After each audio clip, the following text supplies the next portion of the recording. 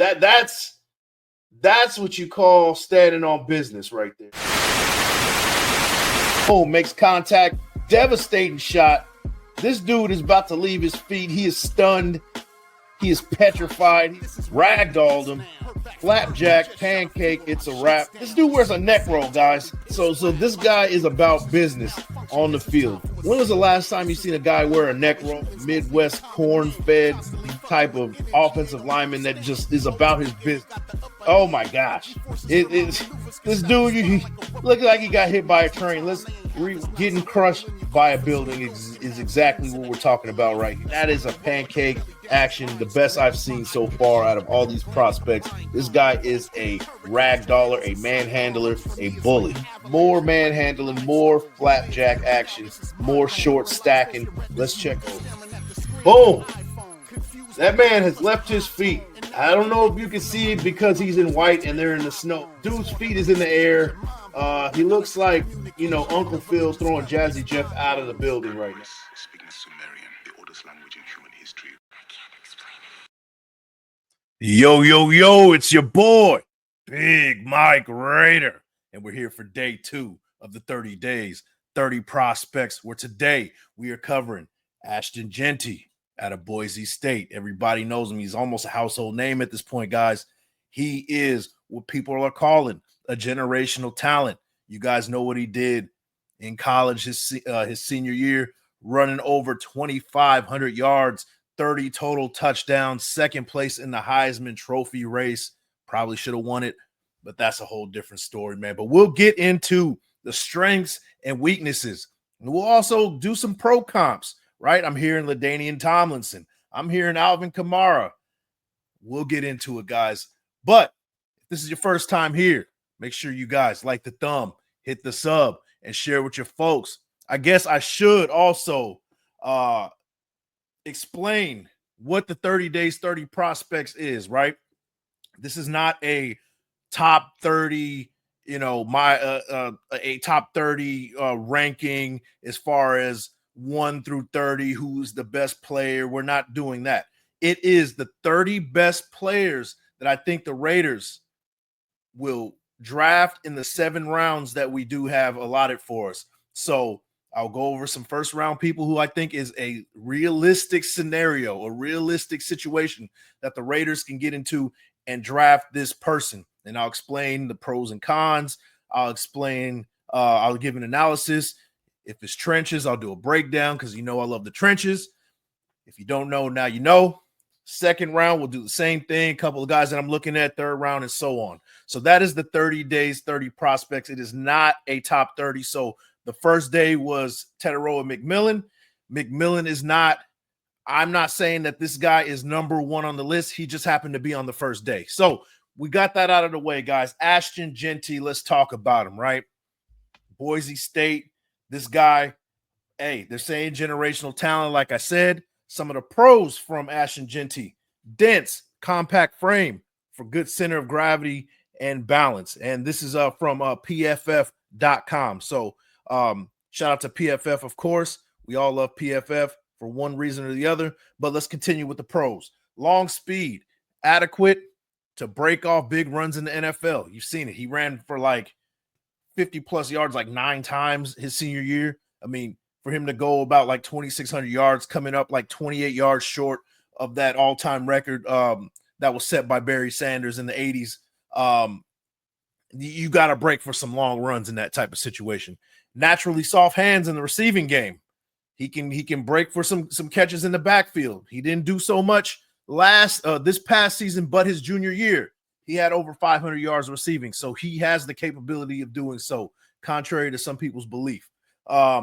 Becomes a playmaker after the catch. I mean, you've seen him. As soon as he touches the ball, he's taking off.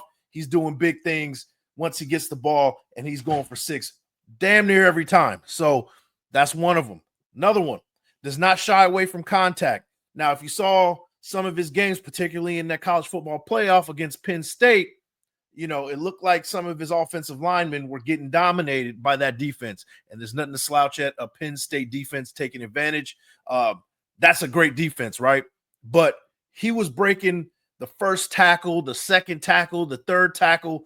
This guy was getting yards way after contact, and that's what you like to see from your type from a running back, especially at the professional level, right? Another one is excellent one-cut vision behind zone blocking concepts. This guy, he has excellent vision. Sometimes he tries to make a home run, tries to bounce it to the outside when he doesn't need to, but when he makes that cut, it's sudden. He can get there really quickly, and he's breaking for 6 more than likely, right? So those are some of the pros from Ashton Jeanty, right? Some of the cons, there's not that many guys, I'm not going to lie to you. But a lot of people mention his frame. He's a short guy. He's 5'8.5", I think, like that. Some people have him listed at 5'9". There's others that have him at 5'8", but people are saying that he's kind of small in stature, right? Size makes blocking difficult, but he's willing to do it. Now, when it comes to blocking, right, his issue is also when he's blocking, he doesn't get his hands on the inside. He gets it sort of on the outside, which is susceptible to getting holding penalties, even if you aren't holding. Sometimes refs aren't doing their due diligence and will just see the hands on the outside of a defender, and they'll throw the flag at you. So Ashton Jeanty, if he wants to be that 3-down back, he's going to have to improve on the blocking, especially in third down situations. But if he's going to be a weapon out of the backfield, he may not have to do a lot of that. Can shimmy too much when setting up a defender up space. So sometimes get a little too shifty for his own good, trying to make doing too much instead of getting the yards that's in front of him, right? Those are some of the things. So we get more into Ashton Jeanty. They say he's a total package backfield playmaker with impressive balance, footwork, vision, explosiveness, and big playability, reminiscent of Alvin Kamara. Now, you guys remember Alvin Kamara for a good stretch of a couple years with the Saints. He was a dual threat. He can run the ball. He's catching the ball out of the backfield, and he was even at a point where he was just as of a threat out of the backfield as well as in receiving. So that's something to look forward to if the Raiders decide that they want to pick him up. It'll add a whole new wrinkle to this offense, especially under Pete Carroll, who likes to use the running backs. And I don't necessarily, if I can think about it, I don't remember him having a running back who is a big threat out of the backfield as far as receiving goes. I'm sure there's going to be some people to correct that, but I can't remember the last time. You can say Marshawn Lynch, but he was more of a between the tackles thumper type of running back. But you guys let me know about that one. It says also he's a first-round offensive weapon who can succeed behind any blocking scheme, and I believe that. Another pro comp is LaDainian Tomlinson. Now, you guys know, Raider fans everywhere knows how much of a headache LaDainian Tomlinson was out of the backfield. This guy was catching passes, out of the backfield. He was catching touchdowns. He was running between the tackles. He even threw some touchdowns. This is a guy who can come in right away and be an immediate impact. They even say right now he is right off the jump, a top 10 running back in this league. So if he comes in and really does to what people are expecting, we have somebody special between the tackles and in the receiving. But you guys let me know what you guys think about it. Ashton Jeanty, they're saying he's that generational guy. Let me know what you think. Let me know what you think. But we'll get into some more things. Let's talk about where he's going to be drafted, right? I said this on the last show that I wanted the Raiders to be active in trying to trade back to particularly in the mid rounds, maybe 12 at the earliest, particularly with the Cowboys, especially if they are needy of a running back. I know that they're looking for a running back. I know the Bears are also looking for a running back. This will be a prime situation for them if they really feel like Jeanty is that guy to move up and take that number 6 spot from us, and we can trade and get some more draft capital. But if the Raiders are 100% sure that this guy is what everybody says he is, I would expect the Raiders to pick him right at number 6. So let's look at what the experts have to say, right? Ashton Jeanty. Let's see. So scrolling down, shout out to NFLDraftBuzz.com with this chart right here. Like I told you, this is one of my modes of research that I use for the 30 days, 30 prospects. They're a great source of information. If you guys are looking for draft scouting reports and things like that, go to NFLDraftBuzz.com. There's some other good ones as well, but that's one that I like to go to. So, according to NFL.com, they got him at number 1. They said that, hey, it's a possibility Ashton Jeanty can be picked at number 1. Draft Buzz has him at number 2. And I can see those kind of things. Maybe they really value his home run ability, his generational talent pedigree, his status as a generational talent. Maybe they value that, right? At number 2. 24/7 Sports has him at 247 Sports has him at number 4, going number 4 overall. ESPN has him going at number 5. So does Pro Football Network at number 5, and PFF as well. Todd McShay has him going at number 6 to the Raiders. So Todd McShay thinks that Ashton Jeanty is going to be a Raider. Now we're getting to where I think a lot of people were thinking that he was going to go to, because, let's just be honest, the running back position is, people see it one as a dime a dozen type of deal, and it's shortly lived, right? On top of the fact that Ashton Jeanty had a heavy workload in college. He rushed for over 2,600 yards, but he had 377 carries his senior year. So my thing is, and I've mentioned this before, I grow a little weary of running backs who've had that high volume because of that maybe that the tread on the tires is starting to wear out, and you start to see that over the years to the point where they don't see a second contract. Now, if the Raiders feel like, hey, we're going to go with the 3-year plan with Pete Carroll, we're going to go with Jeanty. He fits into our 3-year plan. And if he is that guy, he can continue to be healthy, continue to be an effective running back out of the backfield, as well as, as a receiver as well, then so be it. But we'll roll with this because this is our 3-year plan. I can see that type of scenario, but I can also see teams passing him up. The Raiders also passing him up because, well, he's a running back, a dime a dozen, on top of the fact that this is a deep running back class, guys. It's a lot of running backs. There's like 10 running backs that can come in, plug and play, possibly be a running back 1. So maybe the Raiders think of Ashton Jeanty as a guy who's already kind of damaged goods, so to speak, right? It's a possibility. But saying all that, Sports Illustrated has him at number 12, which is going to the Cowboys. I think if they really wanted him, they would try to move up to number 6, and we can trade from 6 to 12 and get some additional draft capital. I could see a guy like Jerry Jones making that type of move. DraftNet, there's some outliers here. DraftNet has him at 17, and to round it out, CBS has him going 18. And I think that's due to the idea of people thinking that, this is a deep running back class and running backs are a dime a dozen. But guys, let me know, where do you think that Ashton Jeanty is going in this draft? Do you think he's going to be number 6? Do you think he's going sooner than that? Do you think teams are going to kind of shy away a little bit because he has a high volume of carries over his career? Let me know what you think. But guys, you guys already know what this is about. We're going to do the analysis and breakdown right here. So buckle up. Boise State's Ashton Jeanty has established himself as one of the most dynamic offensive weapons in college football. The 5'9", 210-pound junior exploded onto the scene in 2023, racking up over 1,800 total yards and 19 touchdowns, earning first-team All-Mountain West honors. Jeanty then answered with a historic performance in the 2024 season.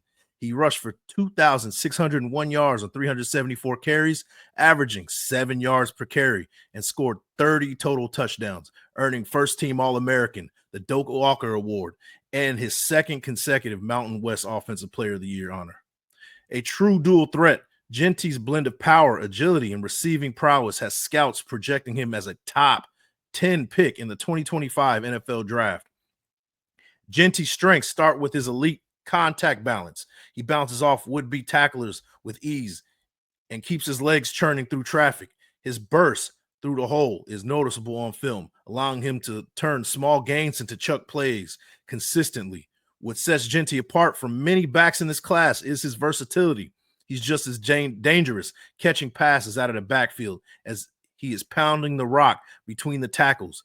His natural hands and fluid route running make him a mismatch nightmare against linebackers. That said, Genty isn't without his flaws. At times, he can be too eager to bounce runs outside instead of trusting his blocks in between the tackles. While solid in pass protection, his size limits him against elite NFL edge rushers, something he'll need to improve at the next level.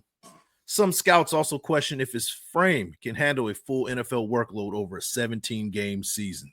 For the Las Vegas Raiders, selecting Genty in the first round would give him a much-needed offensive weapon who could thrive in any system. With a paltry running back core in the current roster, Genty could immediately slot in as the Raiders' lead back or 1A in a committee.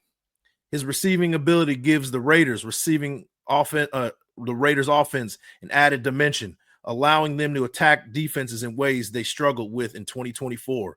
Pairing Genty with Geno Smith, Brock Bowers, and Jacoby Myers could create a balanced offensive attack capable of competing with any defense in the league. Drafting Genty would not only inject life into this Raiders backfield, but also give them a potential 3-down back ready to be a difference maker from day one. That's Ashton Jeanty, guys. You guys see it right there, a touchdown machine. This guy did it all on the field. This guy did big things. What do you guys think about him, man? What do you guys think about Ashton Jeanty? Let me know in the comments. Is he a guy that we get at number 6? Do we try to trade back and see if he kind of falls on the board? I think personally he's going to be there at number 6, and I think the Raiders are probably going to pick him up. I think this is the biggest, if I had to guess percentage-wise, the biggest probability, the most probability, the highest percentage is us picking Genty at number 6. But let me know what you guys think, man. With that, guys, that's day 2 of the 30 days. 30 prospects, Big Mike Raider. And I'll catch you guys on the next one. Peace.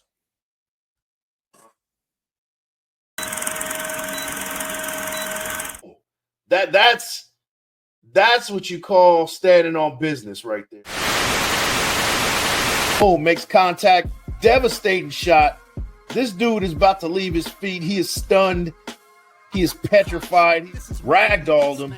Flapjack, pancake, it's a wrap. This dude wears a neck roll, guys. So this guy is about business on the field. When was the last time you seen a guy wear a neck roll? Midwest corn-fed type of offensive lineman that just is about his business. Oh my gosh. This dude, he looks like he got hit by a train. Getting crushed by a building is exactly what we're talking about right here. That is a pancake action, the best I've seen so far out of all these prospects. This guy is a ragdoller, a manhandler, a bully.